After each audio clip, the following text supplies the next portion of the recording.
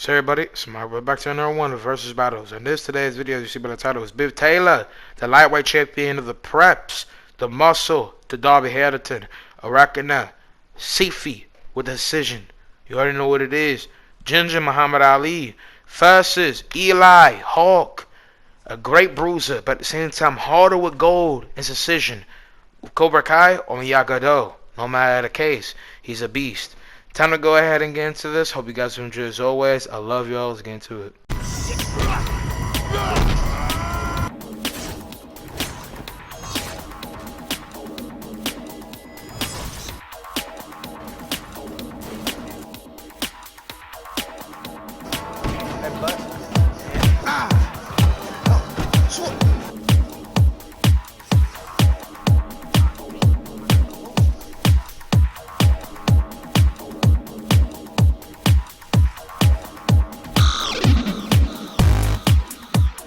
Bif Taylor, the great Preps lightweight champion, a better run-up of a fighter than Bryce and Darby. Now to actually go and improve this more in depthly, because I'm going to come that together in the other one by the time I'm recording this. At the same time, this does hold a point within this. He is able to bang out Darby more than all the time, because Darby in comparison to Bif, which is what more I was going to talk about in this, because it's pretty said and done, beats him like 7 or 8 at a time, and someone like Darby only has 1 or 2 off by the count for how he fights, with having a 7 out of 10. Now that's mainly in the form of his outboxer stance. And Peekaboo, it's kind of a little bit different. It really just depends on the things, but Bif really beats him over because someone like Darby can't hit him sometimes, but he can't open him up because of the fact that he's be blocking so much. And unless you're like someone like Jimmy, who actually has capabilities to run into more combinations instead of Bif, who has a slow wait time after he does this stuff because he puts all his energy into it and doesn't actually rise up anything or has a cutback and is super long. Like, he brings out a whole 5-piece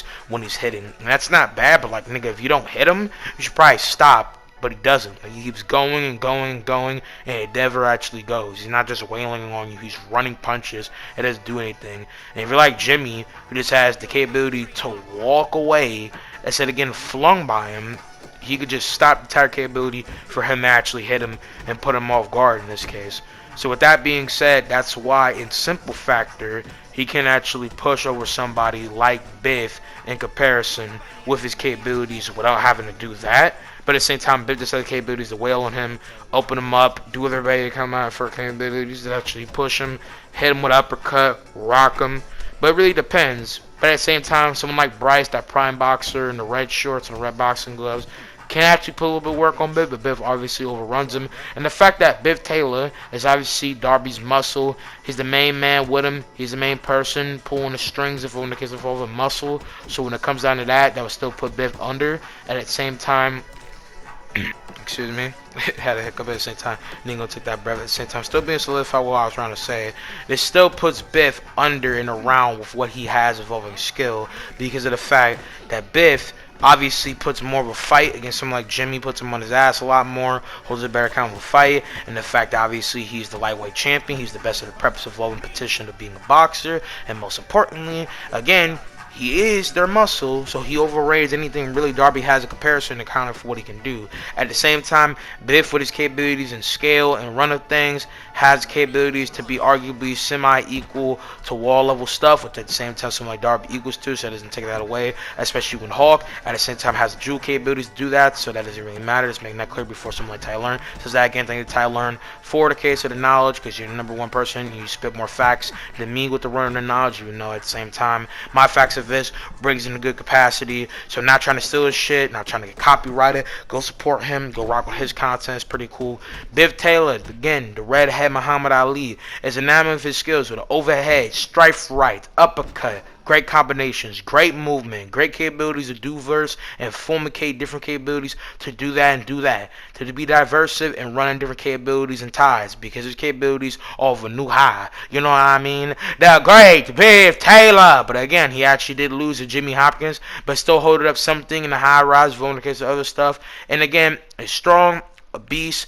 And when it comes down to playing capabilities and blows, there's a lot of stuff that he holds, you know? And that's a pretty cool thing to think about with someone like Jimmy Hopkins, who has a lot of different cool dynamic things to him that puts him more cerebral in comparison to someone like that. It just depends on the kind of matter and what happens in other cases. Because all around, someone like Bif Taylor, can be able to burn through Johnny Vincent, Darby, Bryce, and their fights he's a main, but in comparison to a channel and runs different fights and account for what he does in comparison, everyone besides someone arguably like Edgar and Russell extremely, he runs the best tide in comparison to Jimmy. He puts him off his ass each time. He puts him off of everything he has, and most importantly, he gets him in a better form of fighting at the same time where his mixed combinations are never as used in comparison to someone like Bif. Because again, Bif can knock him on his ass multiple times with a single uppercut and 1, 2, 3 combinations. When he hits off a single blow, it knocks him straight off his ass and it sends him to go. Like he just locks him in a straight combination of vigorous hits, and it just knocks someone like him off the corner spot in each scenario. Like they can't even do anything in comparison to him. They just get whacked over and get donked on at the same time. His capabilities to do this and do that are very cerebral, you know what I mean? It just really depends on the case for how the character will go about things and make a way to actually go and do this depending on the case. Because his capabilities to do this and do that really depend on the workaround for how a character would run around and do this and do that pretty much.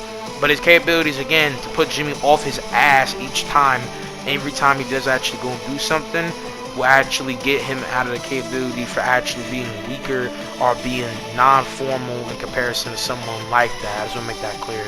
And in case people don't get what I mean with off the ass each time, to make very clear, because it still makes sense with a form of what you might actually think or you don't, is that he puts him on his ass and gets him off his ass each time to actually do this, because he's putting him at a higher rank, and so he's making Jimmy actually hold up a fight.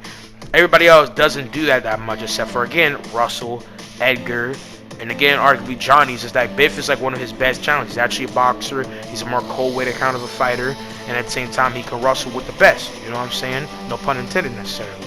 And so that's why Bif holds a big counting for why he's able to do this and do that in comparison. And that's why Bif holds record for doing something. Since Bif is the best of the best with boxers, has a good hang-around capability to do this and do that, that is why his capabilities to do this hold arguably better weight in comparison than other people in this case.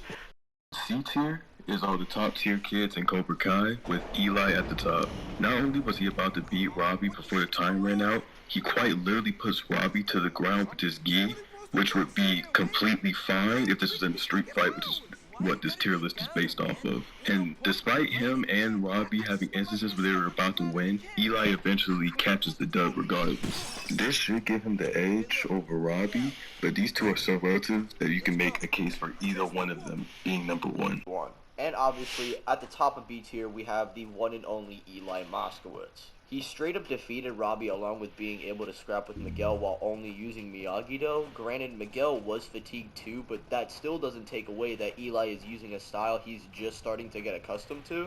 And honestly, I can't wait to see what he does next season. Thank you again, Tyler, for the scaling and all that. Eli the Boy, aka Hawk, is a ranger from Miyagi-Do, and at the same time Cobra Kai. He's able to stack up to Eli at the same time, and everything that he does is very dynamic. Sorry, by the time I'm recording this, I'm kind of getting a little bit tired of the stretch on a little bit.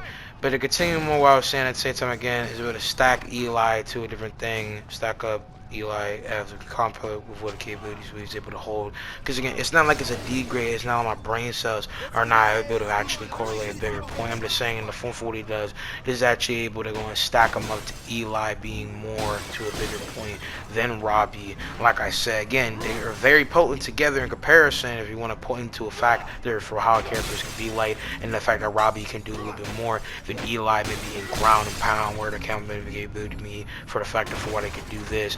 But at the same time, Eli has mainly overboasting capabilities to actually be able to beat Robbie. And at the same time, with this, Robbie beats Darby. This man Eli overtakes someone like Robbie in comparison run. So with that being said, that's why in comparison, that arguably just devour any capability that Darby and Robbie would have in comparison to him. And the fact that Bif overall can lean account for being a fighter overlays Darby over 100 take at a time. Again, they're potent together like these two kids of people. That would run them together at a very equal dividing side and the factor for how they could be like in comparison run, you know. So that's why I see them like that in the bigger means, you know. That's why they have the capability to be able to do this and do that in the long run. That's why they're stacked up the way they are.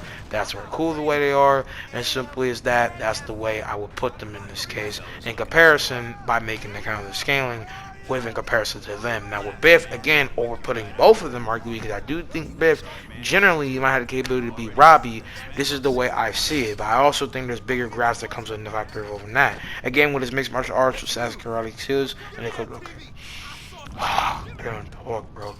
If you guys can hear me, because it's just me saying this here, if I'm just saying in the place for his karate skills and mixed martial arts, if he opens up Bif, that's bigger pressure him. It just really depends on the case of the matter. You know, that's just simply the thing I was trying to actually go and say. Instead of me, it sounds like I'm about to go and meet my whole fucking microphone with my mouth. It's like I'm biting it, which is not the case of what I'm trying to say. To reiterate, to retell my point, is his skills have height, but at the same time, Bif has better cornerstone capabilities and pressure to be able to do this as well. Who will win the fight though? Bif Taylor or Hulk? I do think Eli has the capability to do this. I'm just gonna be calling him Eli Jane for most of the time, as his Hulk is cool and branding him as Eli, you know, the savior in the tournament is good, you know, go teams. But at the same time, who will win the fight I think really depends on the count for how someone like Bif rains out pressure, because he can put a nigga like him on his ass. It seemed like when Eli gets more stomped up and correlated with somebody that has a lot more better strength and a lot more better capability and speed, I would say that that is a big problem. It's the same thing with the capability with Darby, but Darby doesn't have the speed and capability and skill at the same height as Bif, and Eli has better skill in comparison to someone like Robbie that I think can actually ride up a way to actually be able to face someone like Bif, but just doesn't have the same capabilities to actually do it in the same equalization for why somebody like the other person wins in bigger competence, because that person has a better overarching high account of how your capabilities could be like in comparison to someone like that.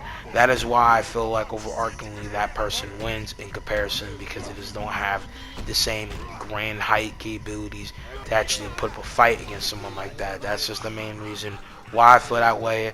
That's how it's like in comparison for me, and that's overarching reason why I feel like that's the way it is, you know. That's just me personally. At the same time, that's not me trying to put down Bif or Eli in this case, in case it might seem that way, because my direct point with this, not like it's a side tangent, is just to go ahead and explain why I feel like Bif holds a bigger plate against them, and why someone like Eli holds a bigger plate than that, and why that means Bif holds bigger means, but at the same time means that Eli has a better chance of doing something against both of them, which again puts him in equal frontier to Bif. I feel like Eli uses a lot more of his capabilities in counter guards. Maybe he can beat Bif, but Bif has a lot of strength, a lot of skill, and a lot of quick decision that can really take down somebody in format evolving. Someone like Eli, really it could bound him to the capabilities to not be the best if his capabilities are a lot more about striking hard, when someone like Eli has a great counterfeit, but someone like Robbie is on the better from what I've seen in the run of things of over the house. Someone like Robbie can do things, I feel like isn't the best strength feat of over somebody like Bif, because Bif is just a menace when he gets down to count for accompanying and correlating with bigger colossal blows and compact with how he does things. You feel what I'm saying?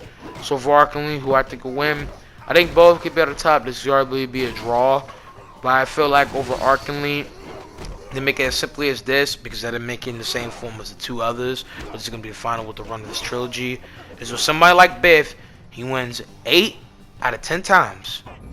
Eli wins 6 to 7 out of 8 times. It's that simple off-cut 2 difference. He wins out of bonus of his strength and the counting of his speed. That's how I feel about it. I feel like Bif got too much hangover that someone like Eli can't really handle with. But that's me personally. What do y'all think? Tell me in the comments down below. I love y'all. I'm going to see you guys in the next one. Peace, I'm on me. Peace.